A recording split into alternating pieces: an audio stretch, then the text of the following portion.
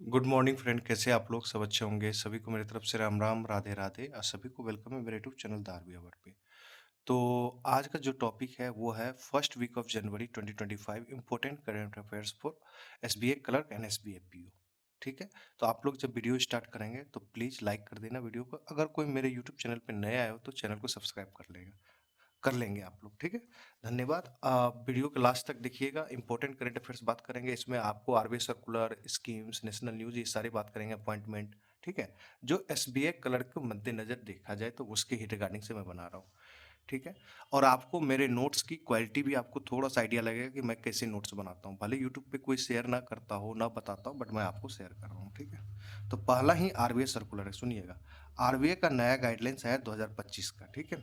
Three types of bank accounts to be close starting 1 जनवरी 2025। ये 1 जनवरी 2025 याद करना पड़ेगा कि three types of bank accounts close होने वाला। अब वो कौन सा थ्री टाइप्स ऑफ है बैंक, उसके बारे में देखिए। डोरमेंट अकाउंट है, जिसको हम लोग इनऑपरेटिव अकाउंट्स बोलते हैं। इसका दूसरा नाम है इनऑपरेटिव अकाउंट। ठीक है। Accounts that have not had any transaction for 2 years, means 2 साल में कोई भी ट्रांजेक्शन नहीं हुआ है। ठीक है। मीन्स 24 मंथ्स में कोई भी ट्रांजेक्शन नहीं हुआ, उसको डोरमेंट अकाउंट्स कहते हैं। इस टाइप के अकाउंट्स क्लोज होंगे। उसके बाद inactive accounts, accounts with no activity for a fix period of an 1 year। 1 साल में कोई भी एक्टिविटी नहीं हुआ या ट्रांजेक्शन नहीं हुआ, उसको बोलते हैं इनएक्टिव अकाउंट। ठीक है। जीरो बैलेंस अकाउंट हुआ, वही जीरो फ्री अकाउंट जो बोलते हैं कि जीरो बैलेंस पे अकाउंट खोलना। Accounts with no money deposit for a long time, या जीरो बैलेंस है, मान लो कि जीरो बैलेंस है और बहुत टाइम से वो लॉन्ग टाइम से वो क्या हुआ ना कि उसमें कोई भी मनी डिपॉजिट नहीं हो रहा है, तो इस टाइप के अकाउंट, ये तीन अकाउंट को क्लोज्ड होने वाला है। कब से? 1 जनवरी 2025 से। इसका डिफिनेशन याद रखिएगा, इसका डिफिनेशन याद रखिएगा। ठीक है। कि कितने मंथ में, ये वाला 1 year इनएक्टिव के लिए, डोरमेंट जिसको इनऑपरेटिव अकाउंट बोलते हैं फॉर 2 years के लिए। ये ध्यान रखिएगा, ये इससे क्वेश्चन बनता है। चलिए, एक हो गया। अब देखिए एसबीआई क्यों इंपॉर्टेंट है। एसबीआई में आपसे अपॉइंटमेंट पूछा जाता है।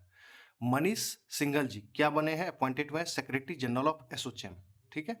एसोचैम का आपको फुल फॉर्म याद रखना है, associated chamber of commerce and industry of India.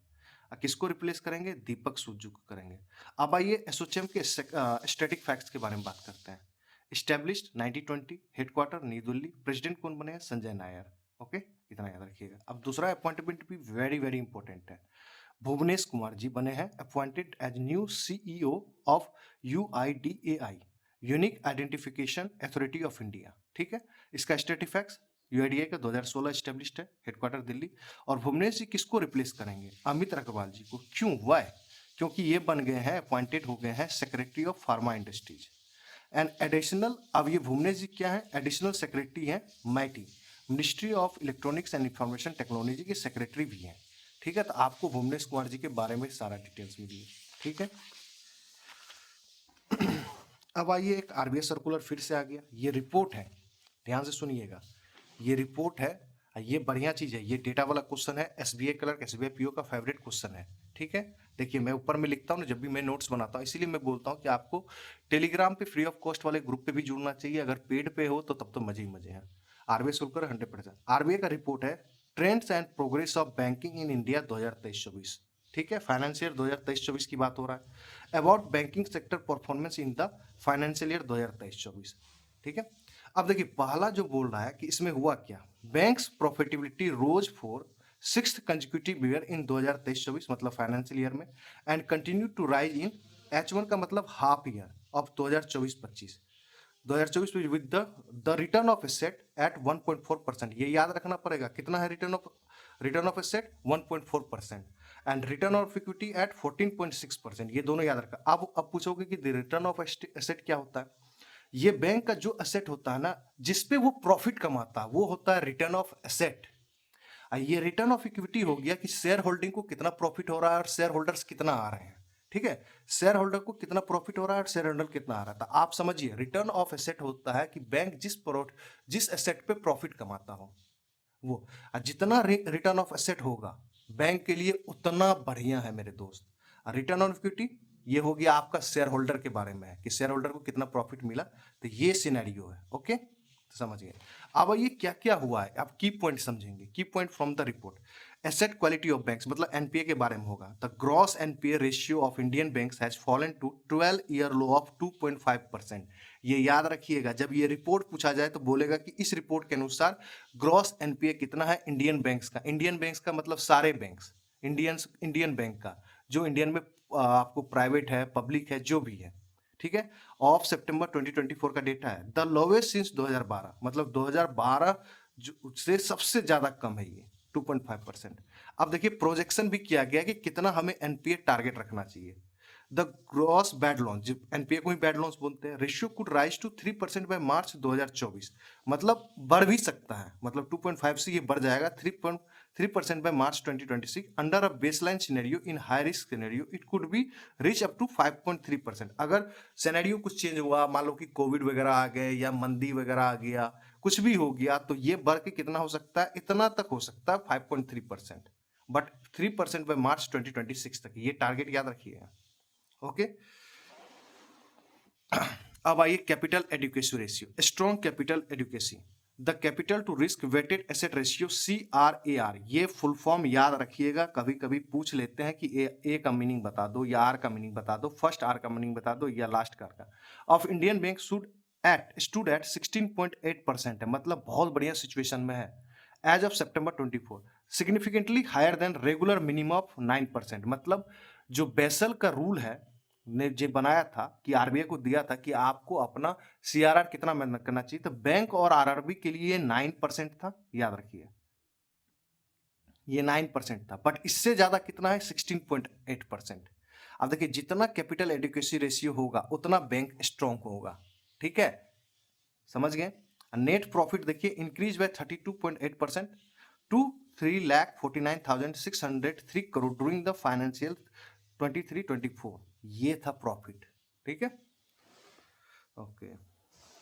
अब देखिए यस बैंक और एफएलओ, फिक्की लेडीज ऑर्गेनाइजेशन, तो इसीलिए फिक्की एलओ होना चाहिए, मैंने एफएलओ लिख दिया, तो फिक्की लेडीज ऑर्गेनाइजेशन होना चाहिए।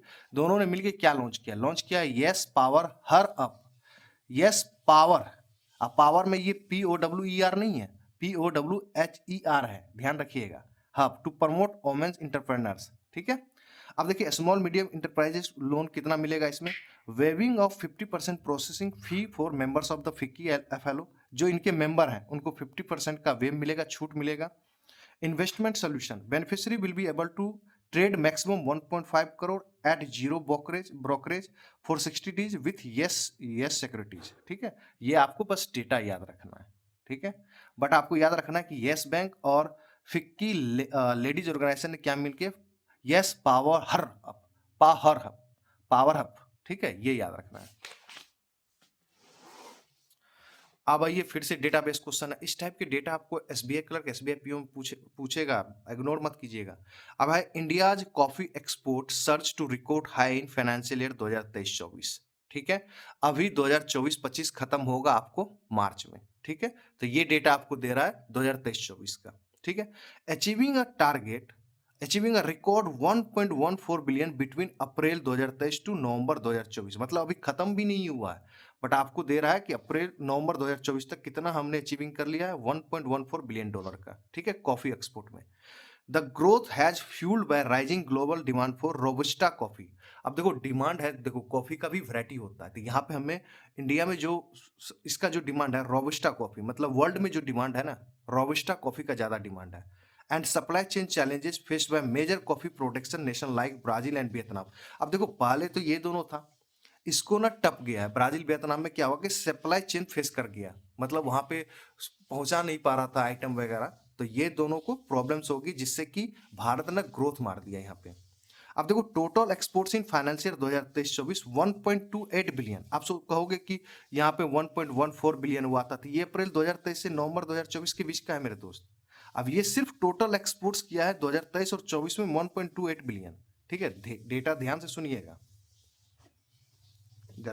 डेटा को गचपट मत कीजिएगा, ओके। अब मेजर एक्सपोर्ट्स, मतलब इंडिया कहाँ पे एक्सपोर्ट ज्यादा करता है, ये रोबस्टा कॉफी, इटली करता है, रसिया करता है, यूएई करता है, जर्मनी करता है, टर्की करता है, ठीक है।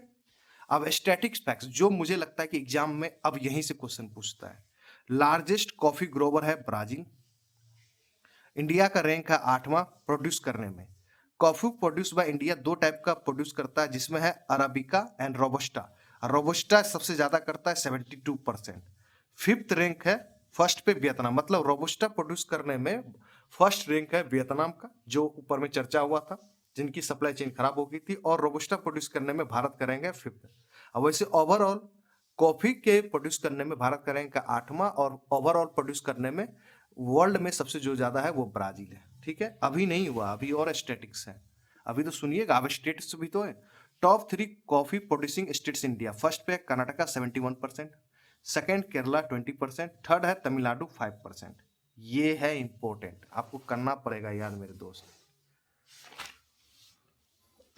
अब आइए थोड़ा सा नेशनल अवार्ड्स के बारे में बात कर लेते हैं, क्योंकि ये क्वेश्चन आना ही 100% आना है। अब देखो, नेशनल स्पोर्ट्स अवार्ड 2024 मिला, ठीक है, तो उसमें पहला अवार्ड का नाम था मेजर ध्यानचंद खेल रत्न अवार्ड। प्राइज इसका है 25 लाख। देखिए यहाँ पे लिखा हुआ है, ऐसा नहीं मत बोलिएगा कि प्राइज नहीं बताए। तो इसमें किसको, कितने खिलाड़ी को मिला है? 1 2 3 4, 4 खिलाड़ी को मेजर ध्यानचंद खेल रत्न अवार्ड मिला है। आप उसके नाम जानिए। श्री गुकेश डी जी चेस में, श्री हरमनप्रीत सिंह हॉकी के प्लेयर हैं, प्रवीण कुमार पारा एथलीट्स है, मनु भाकर शूटिंग के। मतलब 4 खिलाड़ी को मेजर ध्यानचंद अवार्ड, खेल रत्न अवार्ड मिला है।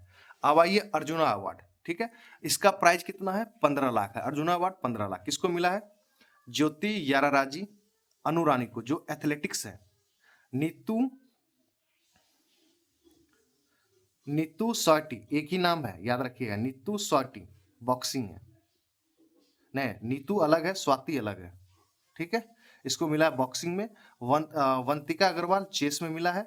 Salima Tete and Abhishek hockey के लिए। तो मतलब 2 4 5 2 7 7 लोगों को मिला है अर्जुना अवार्ड, ठीक है। और इसकी प्राइस है 15 लाख। आपको ये नाम याद रखना है।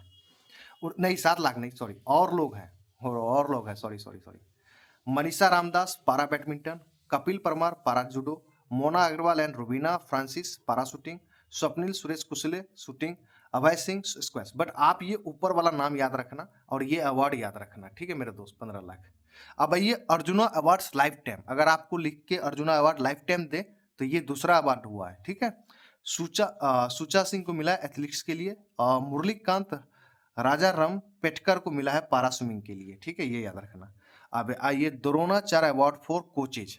द्रोणाचार्य अवार्ड किसको दिया जाता है? कोचेज के लिए। अब इसका प्राइस भी 15 लाख है, ठीक है।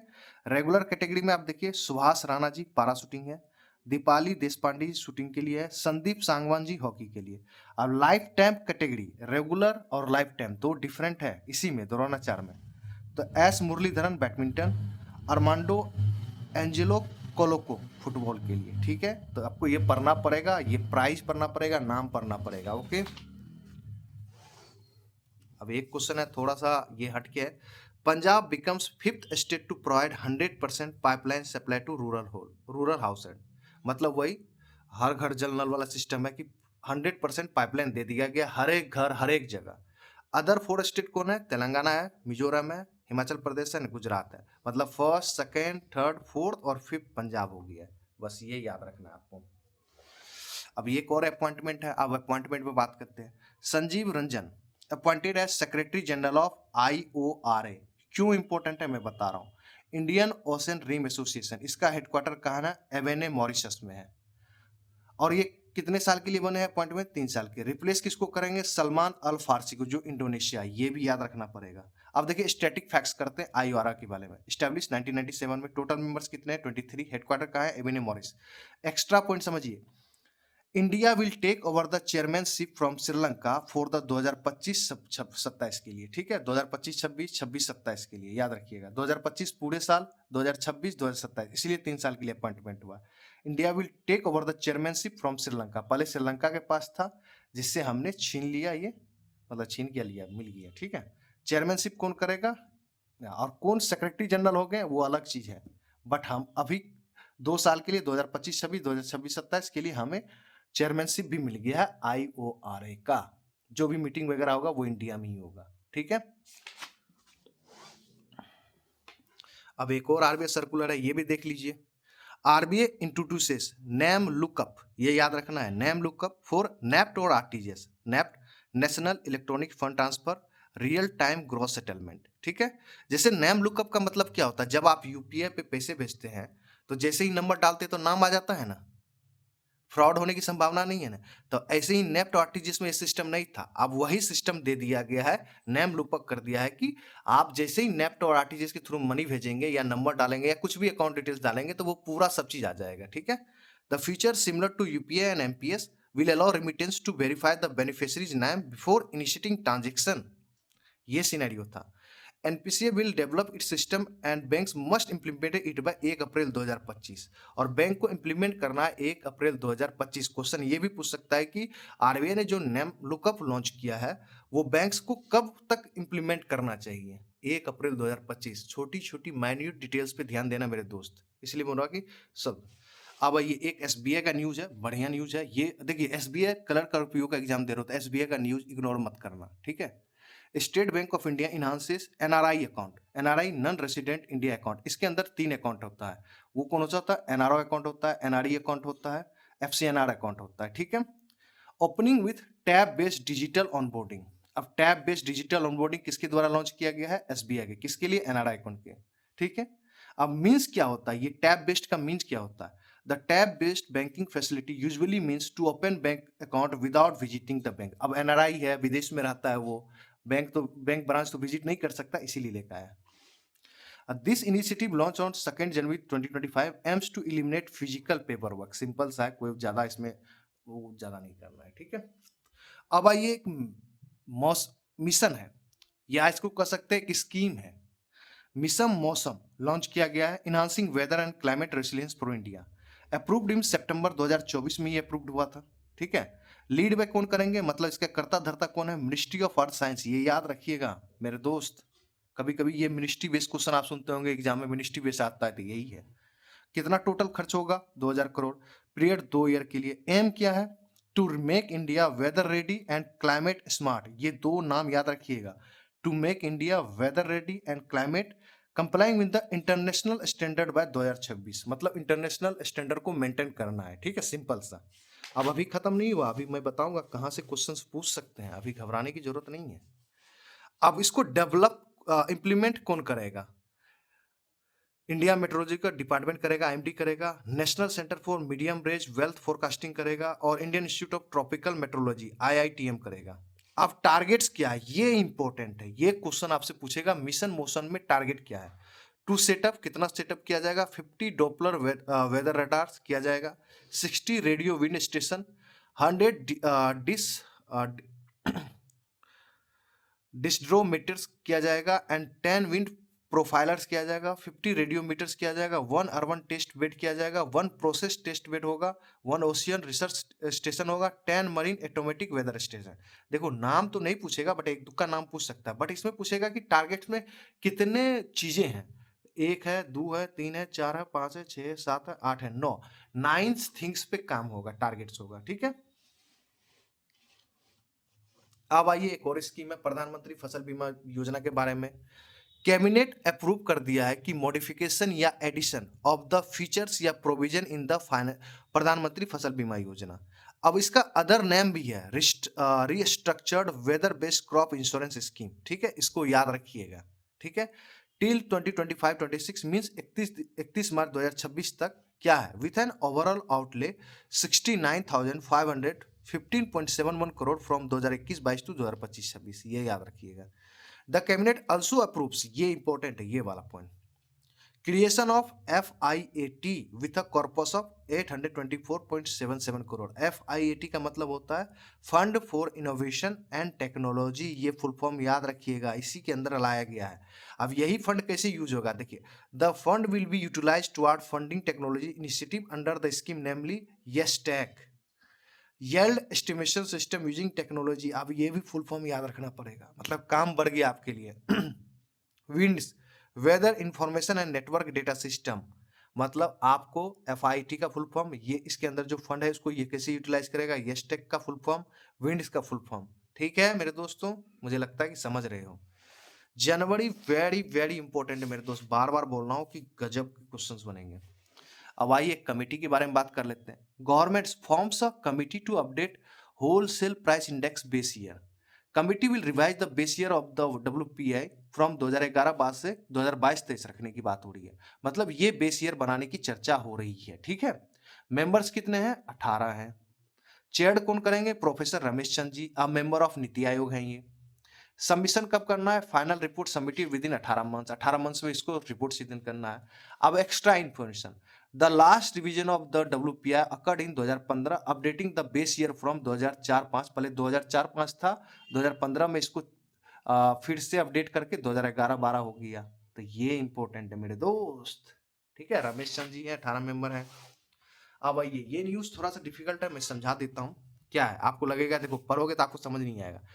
NPCI national payment corporation of India बोल रहा है एक्सटेंड किया है market capitalisation for UPI app till 2026, 31 दिसंबर 2026 तक। अब क्या है आप सुनिएगा। रूल है as per the rule introduce in NPCI in 2020। NPCI ने 2020 में एक रूल बनाया था, no single UPI app should account for more than 30% of the total volume of UPI transaction. आप जैसे ट्रांजेक्शन करते हो, अभी देखते होगे कि फोन पे वगैरह से ना ट्रांजेक्शन ज्यादा होता है, तो वही चीज बोल रहा है कि अगर कोई यूपीआई एप्लीकेशन है तो उसको ना 30% मैक्सिमम होना चाहिए उसकी ट्रांजेक्शन 100 में से। मतलब 5-6 यूपीआई ट्रांजेक्शन, जैसे आप गूगल करते हो, गूगल यूपीआई करते हो, फोन पे करते हो, पेटीएम वगैरह करते हो, मतलब इस टाइप की यूपीआई से ना आप उस आपको मार्केट में उस कंपनी को बोल रहा है कि आप ऐसा बनाओ कि सारे जगह से हो, सिर्फ फोन पे से नहीं हो। मतलब 50% फोन पे से ही ट्रांजेक्शन हो रहा नहीं, हर एक जगह से ट्रांजेक्शन हो रहा है। इसीलिए वो बोल रहा है कि ये मोर देन 30% नहीं होना चाहिए। NPI announce an extension of market share cap for UPI transaction 30%, ये टारगेट याद रखिएगा 31 दिसंबर 2026, ठीक है। राइट नो नवंबर 2024, देखिए क्या क्या मार्केट में फोन पे का कितना है, 47.8% ऑफ यूपीआई ट्रांजेक्शन, इसको कम करके कितने लाने की बात हो रही है, 30%। गूगल पे 37.02%, मतलब इन दोनों का मार्केट में रोला है, ठीक है। चलिए एक और आरबीआई सर्कुलर आया। आरबीआई रिपोर्ट कर रहा है कि 98.12% ऑफ 2000 नोट्स रिटर्न, ठीक है। कितना? एज ऑफ 31 दिसंबर 2024, मतलब इतना रुपया कवर हो चुका है। Remaining 1.88% of 2000 notes are in market. अब वो मार्केट में तो उसका कितना वैल्यू है, ये वैल्यू भी याद रखिएगा, 6691 करोड़ रुपी, ठीक है दोस्त। On 19 May 2023 RBI announce the withdrawal of 2000 bank notes from circulation. Total value कितना था मार्केट में जब स्टार्टिंग हुआ था इसको विड्रॉल करने के बाद, तो 3.56 लाख करोड़ रुपए था मेरे दोस्त मार्केट में। ओके, ऑन 19 मई 2023, ये भी पूछ सकता है कि आरबीआई ने कब विड्रॉल किस कौन से ईयर में स्टार्ट किया, 2023 में, ठीक है। ये हो गया। अब आइए स्मॉल सेविंग स्कीम के बारे में बात करते हैं। Ministry of finance kept interest rate on small saving scheme unchange for Q4 for financial 2024 में। और फोर्थ कंसेक्यूटिव क्वार्टर अनचेंज नहीं हुआ। ये Q4 कौन सा है? जनवरी, फरवरी, मार्च 2025। This scheme available in post office, ये याद रखिएगा। ये वाला मत याद कीजिए, याद करना है तो आपको ये कीजिए। किसान विकास पत्र 7.5% मैच्योर 115 मंथ्स में। इसका जो लॉक एंड पीरियड होता है वो 30 मंथ्स के लिए होता है, ये याद रखिएगा। Lock and period 30 months, lock and period 30 month. Public provident fund 71% और सुकन्या समृद्धि योजना सीनियर सिटीजन सेविंग स्कीम, ये दोनों का सेम है। क्या ये क्वेश्चन ऐसे ही कुछ बना था एग्जाम में कि कौन सी स्मॉल सेविंग स्कीम है? दोनों के सेम है, ठीक है। NSC national saving certificate 7.7, post office monthly income saving scheme 7.4%, महिला सम्मान सेविंग सर्टिफिकेट 7.5%, ठीक है।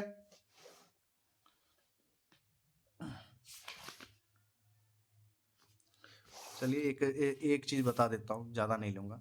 Romania and Bulgaria becomes full member of European Union Schengen area, मतलब यूरोपियन यूनियन का एक सेंगेन एरिया है जिसमें इसको शामिल कर लिया गया। किसको? रोमानिया एंड बुल्गारिया को। अब देखो यूरोपियन यूनियन में कितना मेंबर है? 27 मेंबर है, जिसमें से ना 25 मेंबर तो सेनेगन के एरिया में शामिल हो गया। राइट नो 2 गो बच गया, उसका नाम है जो रिमेनिंग 2 अभी साइन नहीं किया, वो है साइप्रस एंड आयरलैंड। ये भी क्वेश्चन आपसे पूछ सकता है उल्टा, मान लो कि ऐड होने वाला नाम ना पूछ के आपसे पूछ सकता है अभी रिमेनिंग 2 बचा है उसका नाम बता दीजिए। तो ये चीज हो गया। एक देखो देखो ये छोटा क्वेश्चन है। डीआरडीओ का 67th फाउंडेशन डे था, ठीक है, 1 जनवरी 2025 को, 1998 में। देखो या तो ये पूछ सकता है या तो स्टेब्लिशमेंट पूछ सकता है। On 2025 being declare as the year of reforms, ये भी याद रखिएगा। इसी के दौरान ईयर ऑफ रिफॉर्म्स लॉन्च किया गया था मिनिस्ट्री ऑफ डिफेंस की तरफ से कि हम 2025 को ईयर्स ऑफ रिफॉर्म्स मनाएंगे, ठीक है। छोटा क्वेश्चन है, हो सकता है घातक हो सकता है, ठीक है, ये याद कर लीजिएगा। तो ओवरऑल आपको कैसा लगा वीडियो बताइएगा। मैंने आपको आरबीआई सर्कुलर आप लोग बोलते थे कि आरबीआई नहीं पढ़ा रहा और मैंने बोला कि सब चीज़ होगा। बस पेशेंट करोगे ना, पेशेंसली होके देखोगे ना, सुनोगे ना, आपको कंटेंट मिलेगा। बस आप लोग बस प्यार दिखाओ और मज़े करो। ठीक है? Thank you very much. Good luck.